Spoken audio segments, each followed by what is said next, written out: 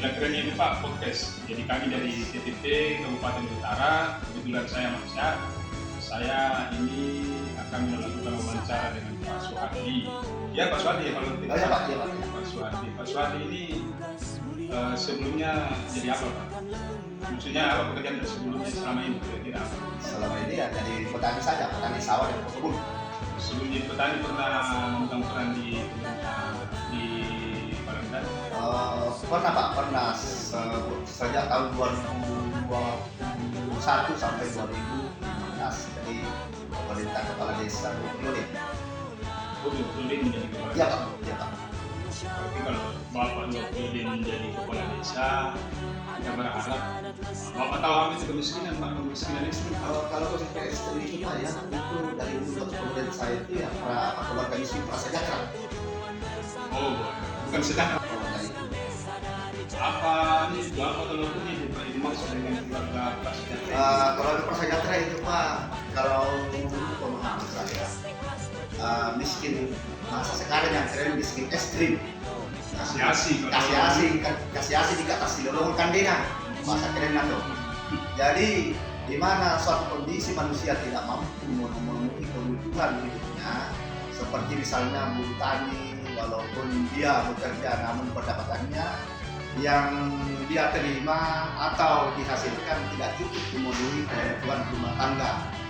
Rumah tangganya istilahnya kayak nama jama, kayak juga dari anak mandi sedang ke masa kerennya. Berarti sangat ketergantungan dengan program-program yang masuk di desa. Ada yang ada masyarakat desa seperti ini. Oh ya Pak, ada Pak. Jadi gini Pak, kira-kira sebagai mantan kepala desa 20 ya, karena pada masanya Bapak itu kan ada namanya TNT, sebelumnya. Sekarang kan ada namanya dana desa. Kira-kira bagaimana langkah-langkah yang harus dilakukan sehingga masyarakat kita ini katanya tadi kalau tidak bekerja tidak menghasilkan apa-apa. Kira-kira apa yang bisa dilakukan Pak? Oh iya Pak, jadi usulan yang Pak, kalau untuk di tingkat desa itu Pak, tingkat desa Palangkaraya, mudah-mudahan pemerintah tingkat kabupaten, presiden KPU, Pak Pusat, kalau ada pihak kontraktor masuk dalam mengambil pekerjaan itu dari anggaran dari atas, kiranya mohon diberdayakan mereka yang ada di desa, karena pihak kontraktor itu harus menyampaikan sama kepala desa pemerintah tempat ya, yang di desa Palangkaraya umpamanya. Di sini Pak ada tukang, ada guru, ada lengkap di sini. Saya rasa itu Pak lengkap, karena saya rasakan dulu waktu saya kepala desa, setiap ada kontraktor itu Pak yang masuk dalam pekerjaan itu saya sampaikan Pak ya, harus pakai ini buat harus wajib hukumnya Pak itu. Kalau memang pihak kontraktornya mengerti, harus itu Pak, harus. Dan kasihan juga penganggur yang ada di tingkat desa. Jadi penonton kasihan. Betul sekali Pak. Di kerja itu jalan tapi menonton di. Betul sekali Pak. Harus dimanfaatkan itu tenaga yang ada di dalam sesuai kemampuannya masing-masing. Seperti itu Pak. Kira-kira Pak ini kan begini, ada ini di dana desa, ada di dana desa. Kira-kira menurut Pak Suhadi sebagai mantan kepala desa, di apa yang bisa dilakukan oleh pemerintah, masukan kan pemerintah desa kira-kira. Jadi usulan saya coba kalau selaku tokoh masyarakat adanya ADD desa yang ada di desa bawah untuk dasar kemiskinan, bahwa itu kalau ada program baik fisik maupun non fisik, tenaga yang ada atau keluarga yang miskin yang ada di desa itu diberdayakan, dimanfaatkan tenaganya supaya ada pencahariannya dalam kesehariannya untuk memenuhi kebutuhan kehidupan rumah tangganya. Seperti itu Pak. Jadi gini Pak, ini cerita ini yang berkembang di masyarakat bahwa keberhasilan kepala desa, kan kita pernah jadi kepala desa. Ini maksud dengan kepala desa yang berhasil itu kalau banyak infrastruktur dibangun, jadi itu jalan, jadi itu jembatan, jadi itu drainase. Padahal kan untuk peningkatan kapasitas kepada masyarakat itu kan juga penting. Jelas Pak, jelas sekali Pak, terutama ya SDM masyarakat Pak, sumber daya manusianya, non fisiknya yang dimanfaatkan atau diberi bantuan Pak untuk turunkan bantuan dari pemerintah anggaran untuk adakan pelatihan di desa. Contohnya Pak, tata boga, tata rias, jahit menjahit, itu urusan perempuan. Kalau laki-lakinya ada pekerjaan kerja Pak, yang tukang kayu, tukang batu, las, bengkel. Kemudian juga Pak ada itu namanya di tingkat desa bahan baku yang ada itu pembuatan gula aren. Nah, itu Pak kan Iya, termasuk daripada dibikin baru. panas. Bisa dipersiapkan ini Pak, karena kita sudah santai bicara cerita-cerita mewawancara saya dengan sebagai tokoh masyarakat. Oleh kita Pak silakan, saya persilakan untuk Iya. mencicipi. Yang Jadi- ada bahan bakunya ini Pak yang dari desa Pelana semua, isinya dalam ini gula aren Pak, gula aren yang buatan dari pohon anau itu. Oh iya, jadi begini Pak, kita tahu bahwasanya tahun 2023 itu kan ada nih yang namanya SDGs. Itu SDGs Pak, saya perlu luruskan dalam bahasa Indonesia dikatakan adalah pembangunan yang berkelanjutan. Nah kira-kira untuk menangani masalah kemiskinan itu, kira-kira menurut Bapak apa dulu yang bisa dilakukan oleh pemerintah desa? Kan ada pengalamannya kita tahun 2023 apa yang diprioritaskan kira-kira?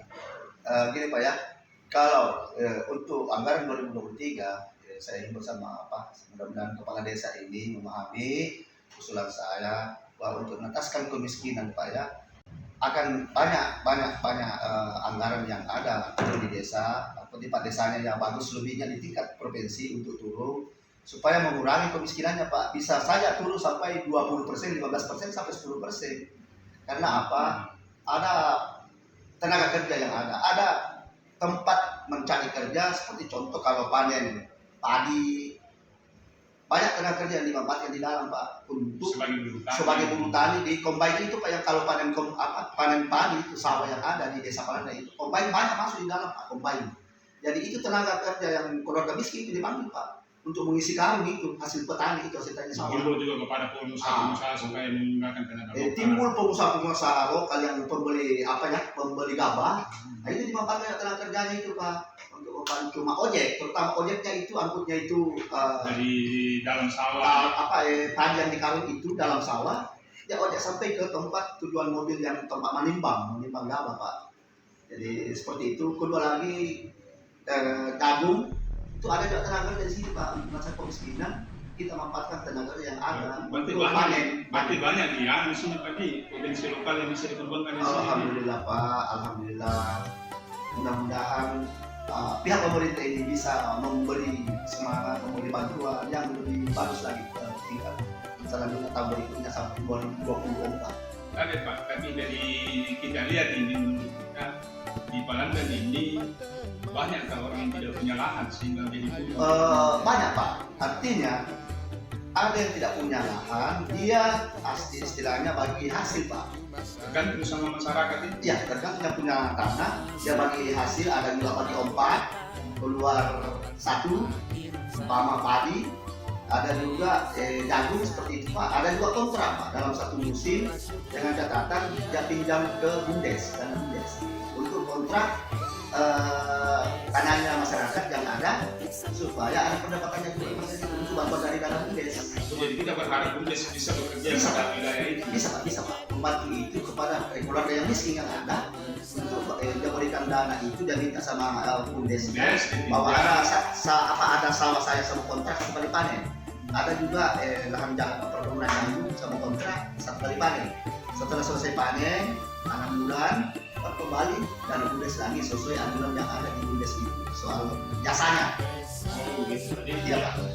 Oke Pak ya, jadi saya kira cukup ya diskusi kita pada hari ini Pak Sumardi. Iya, terima kasih Pak. Beliau adalah mantan kepala desa Palangan. Iya Pak. Kira apa yang Bapak masukkan kepada pemerintah desa itu bisa menjadi bahan evaluasi bagi kami sebagai pendamping desa. Kemudian bagaimana bisa tahun 2023 ini APBD kita ini bisa diselesaikan. Bersama Waalaikumsalam warahmatullahi wabarakatuh. Desa Surga.